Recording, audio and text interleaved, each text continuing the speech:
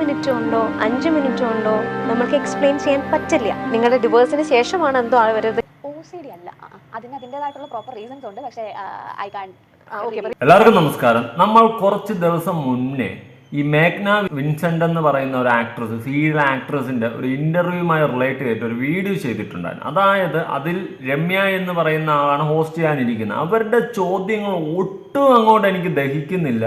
കാരണം ഒരാളുടെ ലൈഫിൽ അവർ മറക്കാൻ ശ്രമിച്ചത് അല്ലെങ്കിൽ മറന്ന കാര്യം വീണ്ടും ഓർമ്മിക്കാൻ ആഗ്രഹിക്കാത്ത കാര്യം വീണ്ടും വീണ്ടും കുത്തി കുത്തി ചോദിച്ചു കൊണ്ടുള്ള രമ്യ എന്ന് പറയുന്ന ഹോസ്റ്റ് ചെയ്ത ആളുടെ ഒരു ചോദ്യവും ചോദ്യാവലികളും കുറച്ച് കാര്യങ്ങളായിട്ടൊക്കെ ഞാനൊരു വീഡിയോ ചെയ്തിട്ടുണ്ട്. എനിക്ക് പേഴ്സണലി അത് ഒട്ടും ഡൈജസ്റ്റ് അല്ലായിരുന്നു. കാരണം ഞാൻ പറഞ്ഞില്ലേ, ഒരാൾ ജീവിതത്തിൽ മറക്കാൻ ആഗ്രഹിക്കുന്ന കാര്യങ്ങൾ വീണ്ടും വീണ്ടും കുത്തി കുത്തി കുത്തി കിണ്ടി ചോദിക്കും. അത് നമ്മുടെ രമ്യ ചേച്ചിയുടെ ഒരു ഹൈലൈറ്റ് ആണ്. അങ്ങനെ ഇരിക്കെ മേഘ്ന വിൻസെന്റിന്റെ ആ ഒരു ഇന്റർവ്യൂ ഞാൻ അന്ന് റിയാക്ട് ചെയ്തിട്ടുണ്ടായിരുന്നു. അതിന്റെ കുറച്ച് ഭാഗമൊന്നും ഞാൻ കൊടുക്കാം. മിനിറ്റ് കൊണ്ടോ 5 മിനിറ്റ് കൊണ്ടോ നമുക്ക് എക്സ്പ്ലെയിൻ ചെയ്യാൻ പറ്റില്ല. നിങ്ങളുടെ ഡിവോഴ്സിന് ശേഷമാണ് എന്തോ അവരത് കമന്റ് ചെയ്തത്. കല്യാണം കഴിച്ചപ്പോൾ തന്നെ എനിക്കറിയാമായിരുന്നു ഇത് അധികം നാളും ഈ റിലേഷൻ പോവില്ല, ഇവർ ഉടനെ തന്നെ വേർപിരിയുമെന്ന് എനിക്കറിയാം. അപ്പൊ ചേച്ചിയുടെ ചോദ്യങ്ങളുടെ ഒരു ഹൈലൈറ്റ് നിങ്ങൾക്ക് അത്യാവശ്യം പിടികിട്ടിയല്ലോ. സംഭവം അവര് ചോദിച്ചു, കമന്റ് ഇങ്ങനെ ഉണ്ടായിരുന്നു, നാട്ടുകാരത് പറഞ്ഞു, ഇത് പറഞ്ഞെന്ന് പറഞ്ഞിട്ട് ചേച്ചി തന്നെ കയ്യിലെന്ന് ഓരോ ചോദ്യങ്ങളിട്ട് കുറിക്ക് കുത്തുന്ന ചോദ്യം ഇട്ടിട്ട് ചോദിക്കാറുണ്ട്. മേഘ്ന വളരെയധികം മാസമായിട്ട് ഓരോന്നിനും റിപ്ലൈ കൊടുത്ത് നിർത്തിയിട്ടുണ്ടായിരുന്നു. പക്ഷെ അവിടെ തീരുന്നില്ല. അടുത്ത് നമ്മുടെ അഞ്ജു ജോസഫിന്റെ ഒരു ഇന്റർവ്യൂ ഞാൻ കണ്ടിട്ടുണ്ടായിരുന്നു. അതിൽ ഈ അഞ്ജു ജോസഫിന് കുറച്ച് ഡിപ്രഷൻ ഇഷ്യൂസും കാര്യങ്ങളൊക്കെ ഉണ്ട്, പേഴ്സണൽ ഇഷ്യൂസും, പിന്നെ അതിനെ തുടർന്നുള്ള ബ്രേക്കപ്പും കുറച്ച് കാര്യങ്ങളൊക്കെ ഉണ്ട്. അഞ്ജു അവിടെ തികച്ചും പറയുന്നുണ്ട്, പലവട്ടം എടുത്ത് പറയുന്നുണ്ട് അതങ്ങനെയാണ്, പേഴ്സണൽ കാര്യമാണ്, അത് പറയാൻ താല്പര്യമില്ല എന്നുള്ള രീതിയിലൊക്കെ പറഞ്ഞു പോകുന്നുണ്ട്. പക്ഷെ നമ്മുടെ രമ്യ ചേച്ചി വിടത്തില്ല, കുത്തി കുത്തി കുത്തി ചോദിക്കും. നമുക്കപ്പോൾ ഒന്ന് ആരംഭിക്കാം.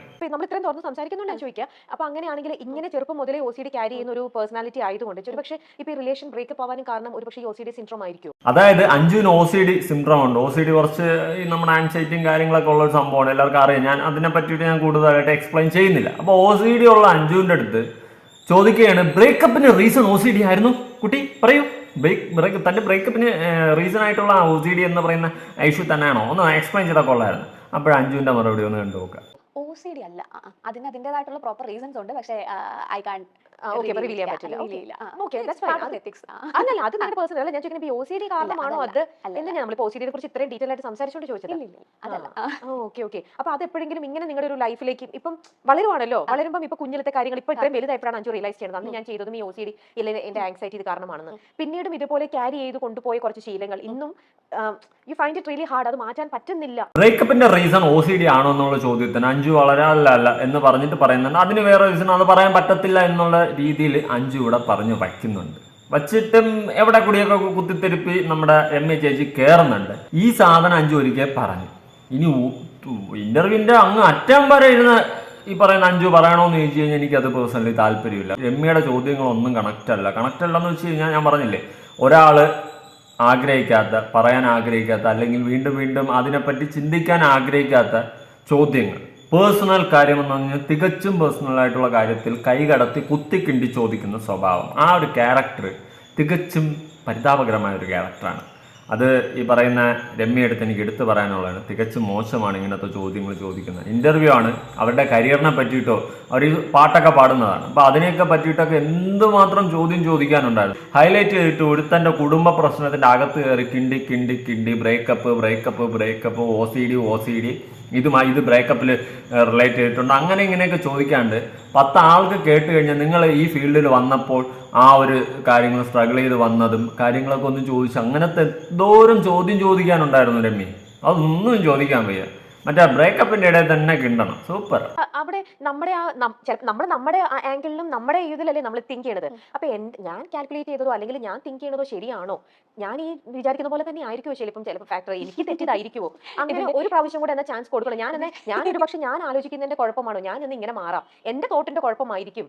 അങ്ങനെ പ്രത്യേകിച്ചും ഇങ്ങനെ നമുക്കിപ്പോൾ ആങ്സൈറ്റി ഉണ്ടല്ലോ അഞ്ചിനെ സംബന്ധിച്ച്. അപ്പം ഞാൻ ഇങ്ങനെ ടൂ മച്ച് ആങ്ഷ്യസ് ആണ് എല്ലാ കാര്യത്തിലും. അപ്പൊ ഒരു പക്ഷെ എനിക്ക് റോങ് ആവാലോ. അപ്പം ഞാൻ ഈ ട്രാക്ക് മാറ്റി പിടിച്ചാൽ ചിലപ്പോൾ ഇത് സ്മൂത്ത് ആയി പോയാലോ, അങ്ങനെ ചിന്തിച്ചിട്ടുണ്ടോ?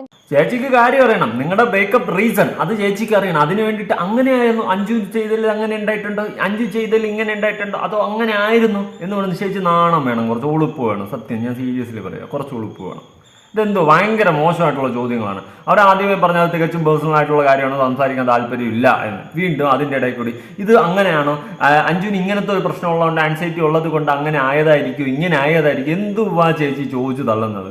കുറച്ച് മര്യാദ വേണ്ടേ? നിങ്ങൾ ഇന്റർവ്യൂ എന്ന് പറഞ്ഞ് വിളിച്ചിരുത്തിയിട്ട് അവരുടെ തികച്ചും അവർ പറയാൻ ആഗ്രഹിക്കാത്ത കാര്യങ്ങളിൽ കൈകടത്തി എന്തിനാണ് ഇങ്ങനെ കിണ്ടി ചോദിക്കുന്നത്? ഭയങ്കര മോശമാണ് ചേച്ചി, രമ്യ ചേച്ചി, ഭയങ്കര മോശം. എന്തായാലും അഞ്ജുവിന്റെ റിപ്ലൈ നോക്കാം. ഒരു വിഷയം ഈ സംഭവത്തിന് എനിക്ക് ഉത്തരം പറയാൻ പറ്റാത്തതിന്റെ ഒരു കാരണം എന്ന് വെച്ചാൽ എനിക്ക് ആ റിലേഷൻഷിപ്പ് ബ്രേക്ക് ആയതിന്റെ കാരണം എനിക്ക് പറയാൻ പറ്റത്തില്ല.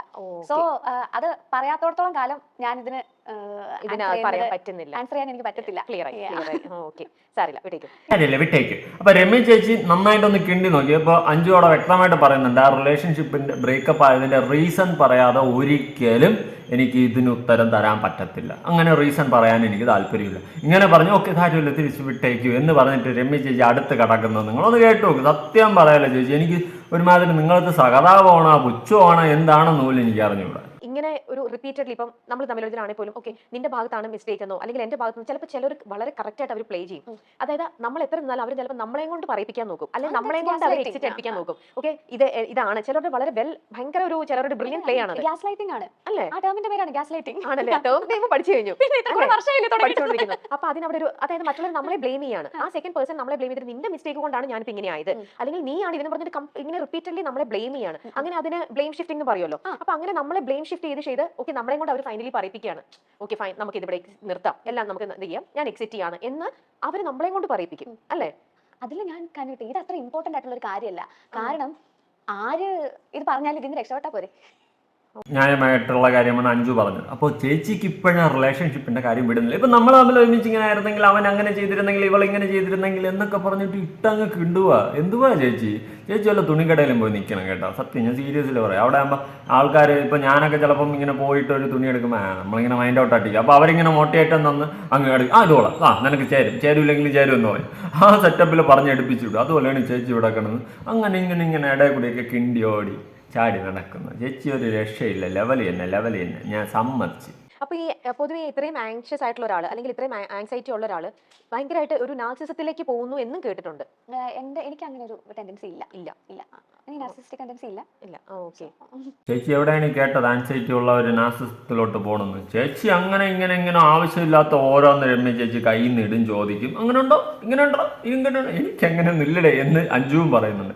എന്താ അവസ്ഥയാണോ ചേച്ചി? രമ്യ ചേച്ചി കുറച്ചുകൂടിയൊക്കെ ഒരു ഇതായിട്ടൊക്കെ ചോദ്യങ്ങളൊക്കെ ചോദിച്ച് പെരുമാറിക്കട്ടെ. നിങ്ങളുടെ ആ ഒരു വീഡിയോയുടെ മൈൽസ്റ്റോണിൽ വന്നിട്ടുള്ള വീഡിയോയുടെ കമന്റ് ബോക്സ് തന്നെ നിങ്ങൾ ചെക്ക് ചെയ്ത് നോക്ക്. നിങ്ങളുടെ ചോദ്യങ്ങൾ ആർക്കും പിടിക്കുന്നില്ല.